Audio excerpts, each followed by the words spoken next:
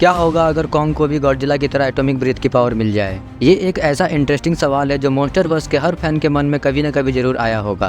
क्या इस पावर के हेल्प से कॉन्ग आसानी से गॉडजिला को हरा पाएगा? ये सवाल जितना इंटरेस्टिंग है उतना ही इसके जवाब में कई राज छुपे हुए हैं। तो चलो हम इस सवाल के बॉटम तक जाते हैं और देखते हैं कि क्या होगा जब ये दोनों दिग्गज मॉन्स्टर आमने सामने होंगे। लेकिन उससे पहले हमें कॉन्ग और गॉडजिला के करंट पावर्स के बारे में समझना होगा। कॉन्ग अपनी फिजिकल पावर और इंटेलिजेंस के लिए जाना जाता है। कॉन्ग ने अपनी जर्नी स्कल आइलैंड से शुरू की थी। उसने स्कल आइलैंड के सबसे खतरनाक क्रीचर्स को भी हराया है। कॉन्ग की पावर्स उसकी मसल्स में है, लेकिन इसके साथ साथ उसकी स्पीड और इंटेलिजेंस भी उसे अलग बनाती है। वो अपनी हर फाइट में अपने सराउंडिंग का बखूबी इस्तेमाल करता है, चाहे वो किसी जायंट पेड़ का हो या फिर किसी जायंट पत्थर का। गॉडजिला से फाइट करने के बाद कॉन्ग ने ये साबित कर दिया है कि वो किसी भी तरह से कमजोर नहीं है। अब बात करते हैं मॉन्स्टरवर्स के दादा गॉडजिला की। गॉडजिला एक रेडियो एक्टिव पावर से लोडेड जायंट मॉन्स्टर है जिसे किंग ऑफ द मॉन्स्टर कहा जाता है। उसकी सबसे बड़ी ताकत है उसका एटॉमिक ब्रेथ, एक बेहद खतरनाक रेडियो एक्टिव रे जो किसी भी चीज को पल भर में जलाकर राख कर सकती है। इसके अलावा गॉडजिला की स्किन इतनी मजबूत है कि वो किसी भी अटैक को आसानी से सहन कर सकता है। गॉडजिला ने अपनी पावर्स और प्लानिंग से मोटो और किंग गिडोरा जैसे खतरनाक दुश्मनों को भी मात दी है। इन सब के अलावा जो गॉडजिला को मॉन्स्टरवर्स का दादा बनाता है वो है उसकी फाइट एक्सपीरियंस, जो कि कॉन्ग से काफी ज्यादा है। चलो अब आते हैं अपने क्वेश्चन पर। अगर कॉन्ग के पास भी गॉडजिला जैसी एटॉमिक ब्रीथ आ जाए तो क्या होगा?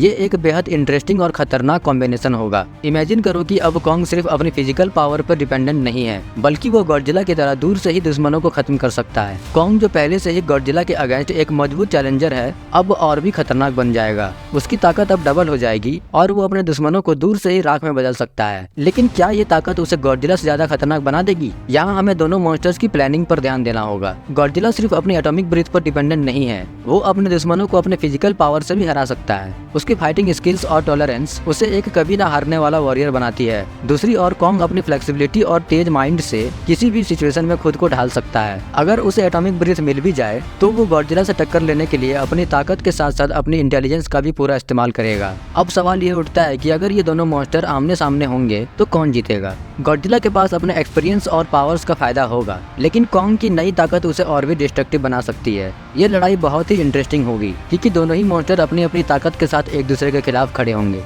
लेकिन इन सब के अलावा यहाँ पे एक बात ध्यान देने वाली है कि गॉडजिला अपने एटॉमिक ब्रीथ का पावर शुरू से ही करता आ रहा है, तो उसे उस पावर की सही तरह से यूज करने का एक्सपीरियंस है। लेकिन वहीं कॉन्ग को ये पावर अभी अभी मिली है, तो वो अपने एटॉमिक ब्रीथ का यूज तो करेगा, लेकिन गॉडजिला जैसा इफेक्टिव नहीं होगा। इन सब के बावजूद कॉन्ग गॉडजिला को कड़ी टक्कर दे सकता है और शायद उसे हरा भी सकता है, क्योंकि बिना एटॉमिक ब्रीथ के कॉन्ग गॉडजिला को ढेर करने की पावर रखता है। लेकिन अगर बात करें कि कॉन्ग गॉडजिला को बीट कर पाएगा या नहीं, तो इसका जवाब है शायद हाँ। लेकिन ऐसा करने के लिए कॉन्ग को अपनी पोटेंशियल तक पहुंचना होगा। ऐसा तभी पॉसिबल होगा जब कॉन्ग अपनी पूरी पावर गॉडजिला को हराने में झोंक दे। लेकिन फिर भी ये कहना बहुत मुश्किल है कि कौन जीतेगा। तुम किसके साइड में हो, गॉडजिला या कॉन्ग? अपनी राय कमेंट्स में जरूर बताना। और अगर तुम्हें ये वीडियो पसंद आया हो तो लाइक और सब्सक्राइब करना मत भूलना। मिलते हैं अगले वीडियो में, तब तक के लिए